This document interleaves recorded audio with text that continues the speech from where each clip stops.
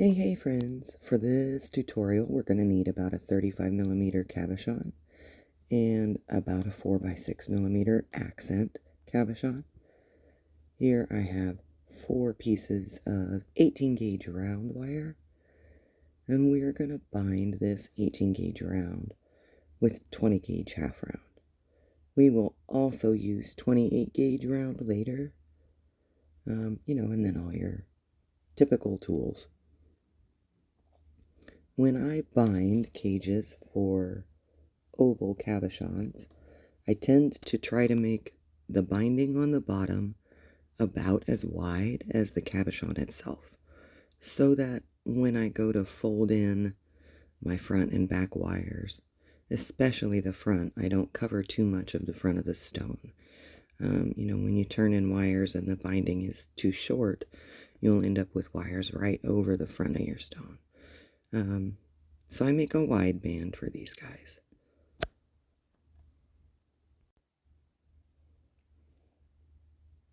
As usual, we want to take our flat nose pliers and tighten all of our bindings and pinch them down, just to make sure we're making as secure of a connection as possible, and also as uniform of a binding as possible.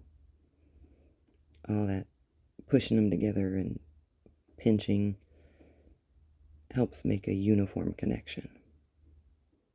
We're going to cut the ends off here and just pre-shape this a little bit before we try to shape it to the cab. We're just going to bend a little to make ourselves a nook to put the cabochon in, to then form the cage to the cab. Now, what I like to do when I get to the point that the top wires are meeting is interlock them like fingers when you're hand holding, and make sure that none of the wires twist while we're doing this fold, and that everybody stays in place, and that we're able to make an even bend here. You'll notice I'm centering that binding on the bottom, and then trying to make sure that I center the meet point at the top, so that those things are one straight line away from one another.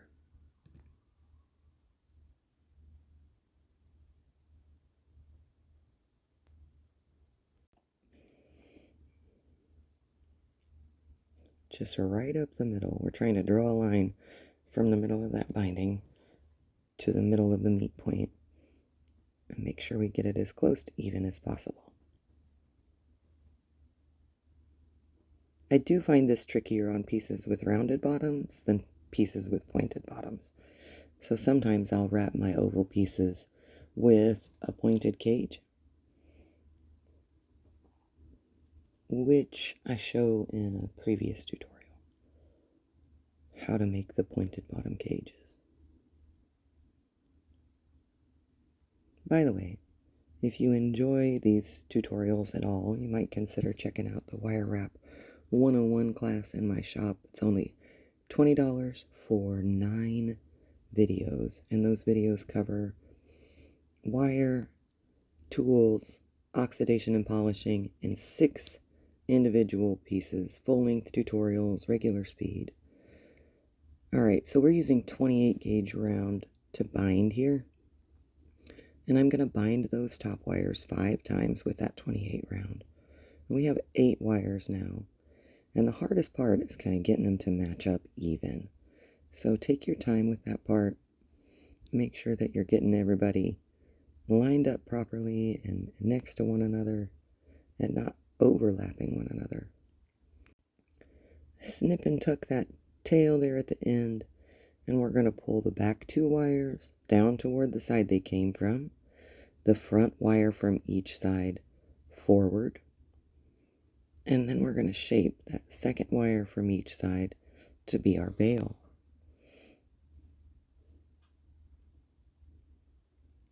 I have used a Bic lighter to form these in the past, and that can be very helpful. You can also use bail making pliers or anything you've got that's about as wide around as you want to make your bail, or you can shape it with your hands like I've done here.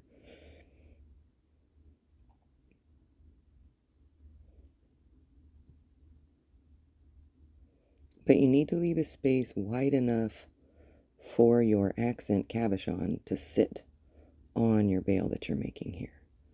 Now we're going to go around 1, 2, 3 times with our weaving wire before we cross under and over to the other side. And we're always working toward the middle here. So from the bottom up and around toward the middle. 1, 2, and 3 times. And then you go under and across to the other side before coming up and around again. These first few times, and actually throughout the process, you'll see I take the tweezer nose pliers and make sure that I'm weaving nice and tight, keeping those woven wires close to one another,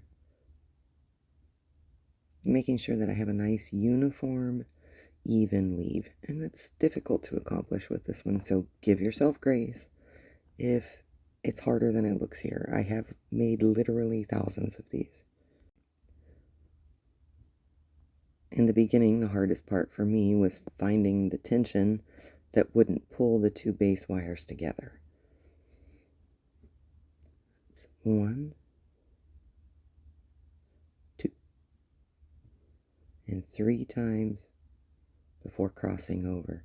And you can adjust how many gap coils you put between your crosses here, where you cross from side to side.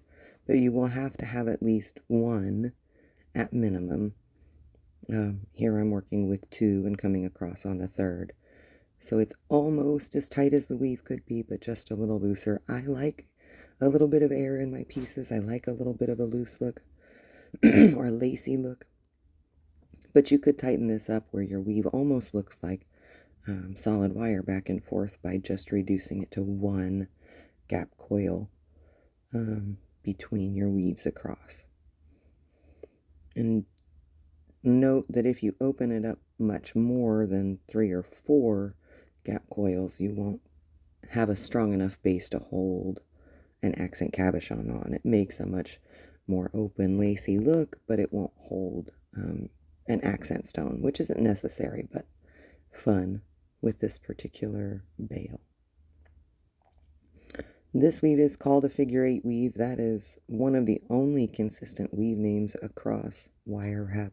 It's one of the hardest things about learning is that it seems different teachers call different weaves different things.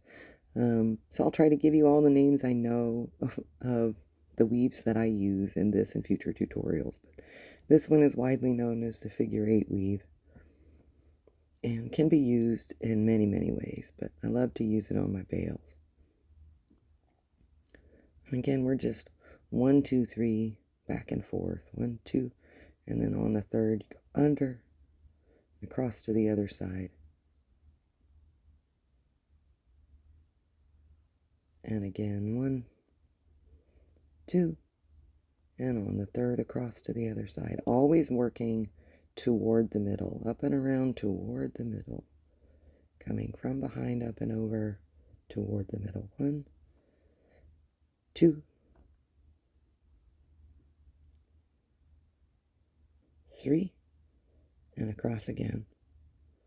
And you'll notice I do a lot of, it almost looks just like twiddling, where while I'm weaving, I'm doing a lot of pushing things down, looking at it real close, taking the tweezer nose pliers and putting pressure in places, and that's all just to make sure that this weave comes out as uniform and clean as possible. You can't go back and undo any wires that you've placed that didn't place perfectly. So I do a lot of kind of picking along the way. When I first started, I had a habit of thinking, oh, well, I'll either fix it or cover it further on. And time has taught me that there is no time further on that it gets easier to fix something than it is in the moment. And forcing myself to cover things made me feel icky. I didn't want to have icky places that I felt like I needed to cover. So I became a perfectionist along the way, and it actually ends up saving me time somehow. Um, so take the time, fiddle with it. Make sure it feels like those weaves stay nice and tight. You'll notice that my holding hand, my pointer finger, is grabbing that weave and pressing it down as I go here, because as it narrows, the wire wants to creep up a lot more and get loose. And that pointer finger holding that weave in place and then moving down to allow the new wire to fall into place seems to really help keep the wire from creeping up the bale frame as I go. But this whole way, it's like 15 minutes of just back and forth, 1, 2, 3, 1, 2, 3. Weaving can be wildly meditative. Just repeating the pattern 1, 2, and a third.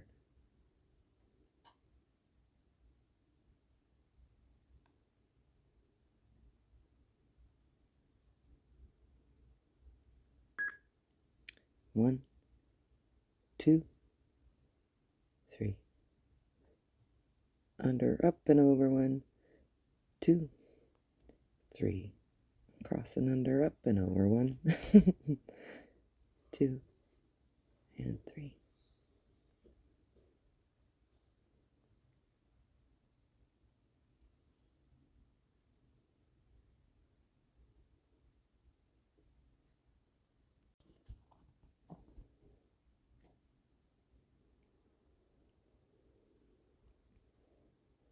Now sometimes as you go, you'll notice you've pulled the weave from one side or the other, and you might need to straighten up at the top or make sure that it's still pointing, in that straight line from the bottom, so that when we fold it over, it's even. So you'll notice as I get closer to the top, sometimes I'm stopping and adjusting the top of the bale and looking and making sure that it still looks even with the body of the bale, or the body of the cage, sorry.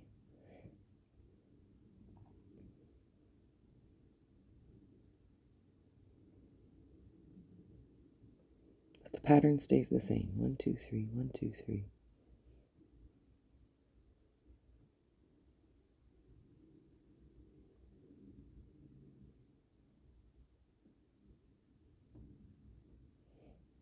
And that same wirewrap 101 class is available on my Patreon page.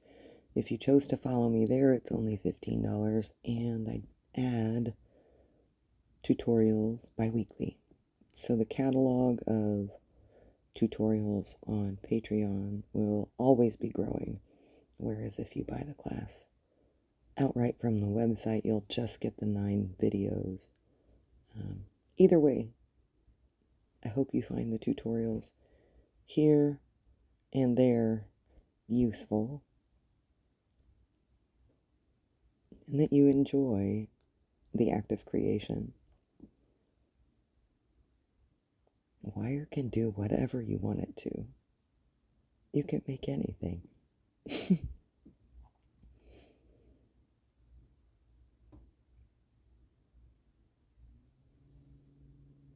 So close now. And you'll see I just checked to make sure that it was still coming up straight out of the body of the cage, and that the 2 points where it meets are even with that we're making a straight line.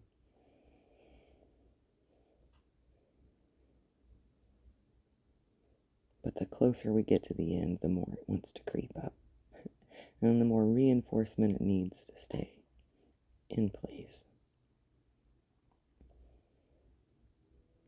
It's just best to take your time with that.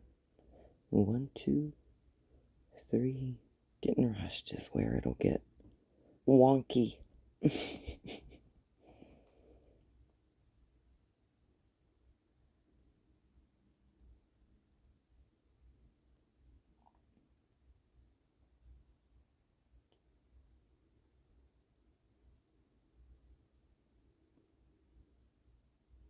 Yes.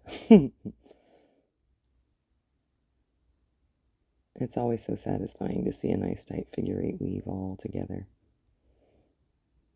I hope you'll enjoy using this weave in your bales in the future.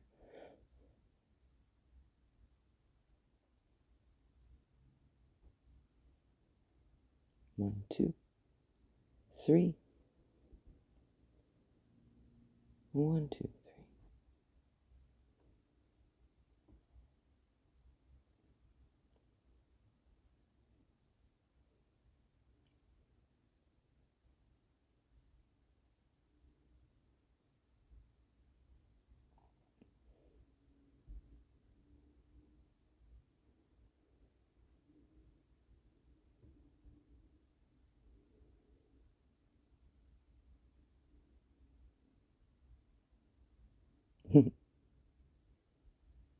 Lab's over here stealing the focus every now and then.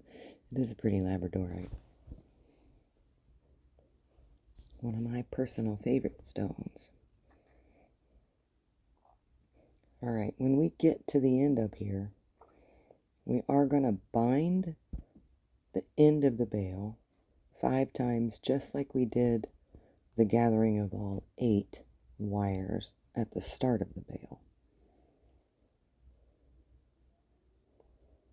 And then ideally, we'll match those 5 binds up to the 5 binds at the start of the bale when we fold it over.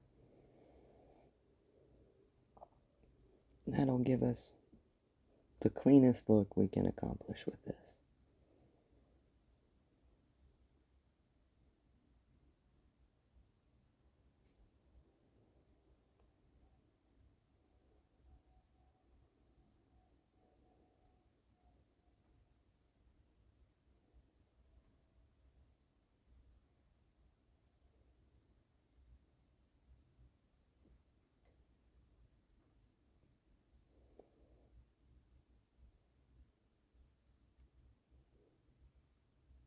Here we go. 1, 2, 3, 4, and 5.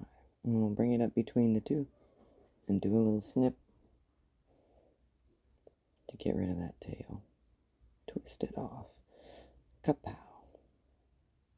There's our bale. Now we're going to take that and we're going to bend those loosened wires right where the weave ends. And like I said, we're going to try to match those 5 binds at that end with the 5 binds where we started the bale. Ka-ping! Beautiful. And then you'll bring those extra wires over the cage.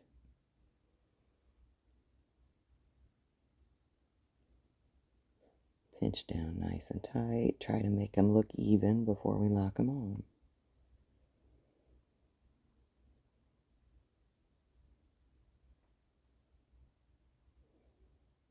And this is another one of the places where taking your time and making sure your work is even pays off, because you can't adjust it later, or it's much more difficult to adjust it later. So you'll cut off and leave just a little end to tuck inside the body of the cage here.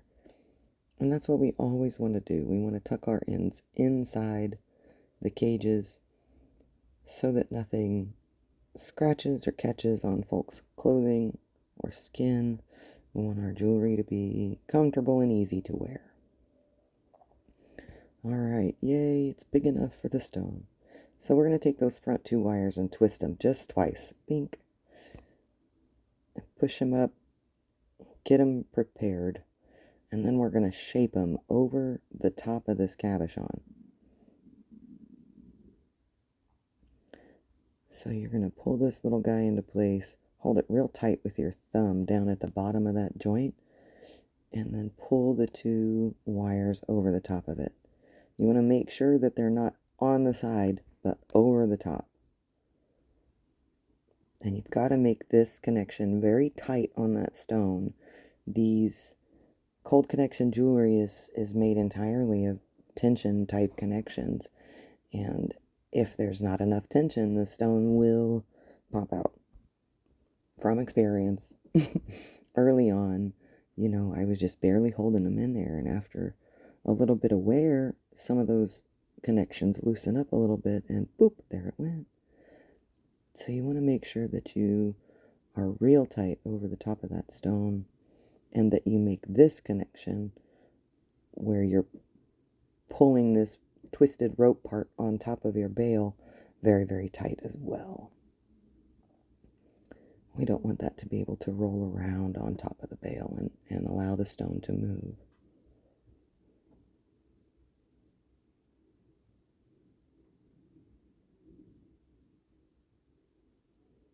I like to pull those up real close to the previous connections.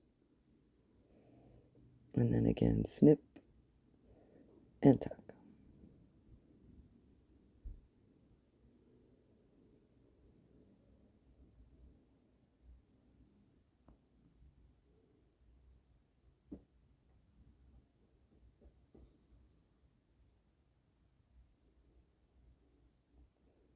It gets a lot easier from here. We're almost there, y'all.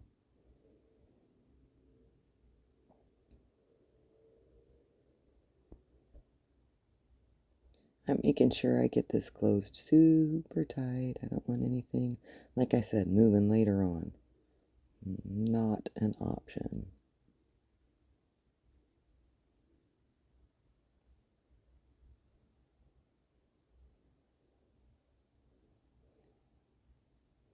And these would be the moments early on when I would get frustrated with myself that the connections weren't just clean and perfect as soon as you laid them down. And that's just not to be expected. So here, I'm making sure to get that wire nice and flat on that stone. And now we're going to put our focal cab in.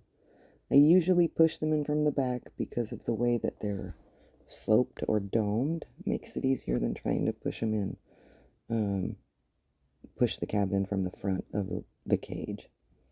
And we'll turn those back wires in with our flat nose wire pliers toward the middle.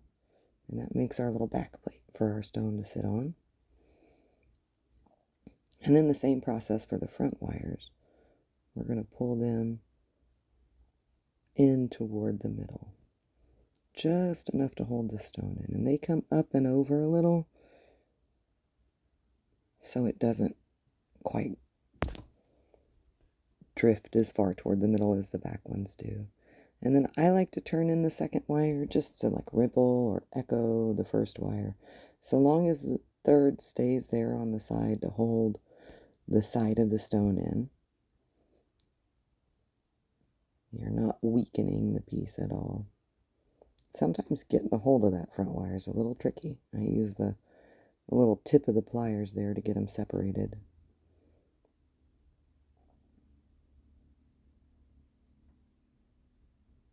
And again, just turning in and then making sure those wires get flat and connect with the cabochon to hold it in place. And then that second wire is decorative and reinforcement.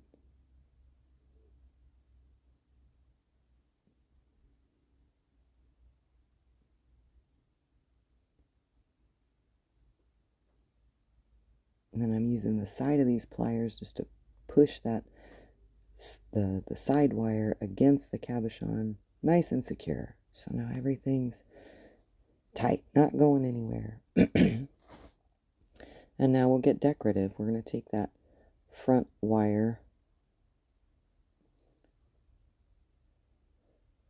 from the right side and curl over the bail connection. Make a little curl there. And then going back toward the side we came from, we'll connect it just under our bail connections. And again, snip, tuck inside the cabochon, or inside the cage toward the cabochon. And then we'll echo that curl with the second wire from that right side. Just follow right along, bink, and tuck.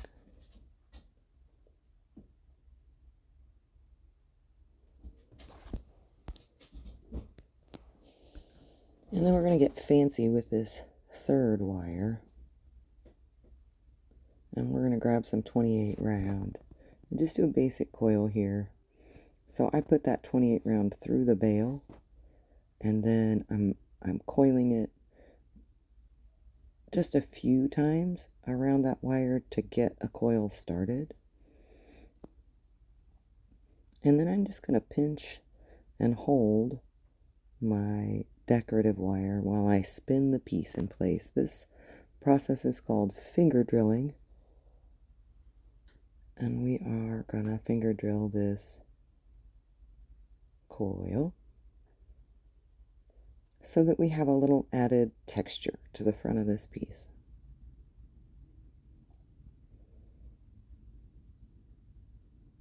Coiling is generally something I'd rather have too much than too little, so I tend to go as far as I think I need to go and then a little farther, because it's pretty easy to cut off excess coiling, but it's a little harder to meet up wires to produce more coiling where you didn't have enough. Alright, so then we're going to kind of echo or ripple off of that same first set of curls. I twisted off my 28 gauge there instead of snipping. Bink. Tuck the tail.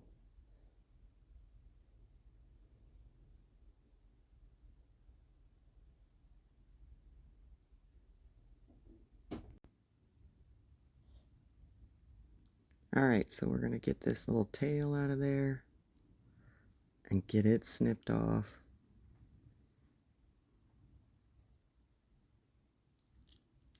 And then we'll make our last little echo or ripple.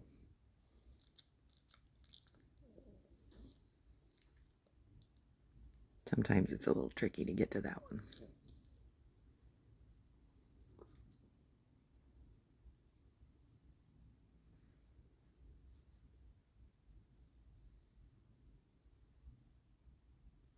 But this time, instead of being able to clip and tuck, since we're right on the edge of that stone, we have to kind of make the bend and then slide it in there. It's a little bit trickier of a situation. But we slide it into that little crook that's left right next to the stone. Tighten it all down. And we're good to go. Thank you so much for watching this tutorial, for hanging out with me. Again, with the finishing touches, trying to make it look symmetrical and pretty. I hope to see you all again in another video. And thank you for being here. Appreciate you so much. Don't forget to like and subscribe if you enjoyed the content. Congratulations on your new make.